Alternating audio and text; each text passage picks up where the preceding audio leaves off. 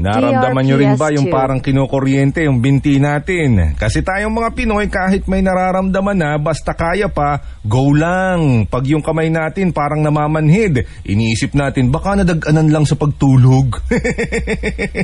Yung tusok-tusok sa paa, akala natin dahil sa sapatos. Minsan nga yung kamay natin parang nagva-vibrate, di ba? Pero kahit ganyan, sige pa rin sa trabaho, di ba? Kasi ang hirap pag tumigil tayo. Basta para sa pamilya, GRPS2. go lang tayo. Pero wag naman nating hayaan ang sarili natin na may nararamdaman na pwede namang maiwasan.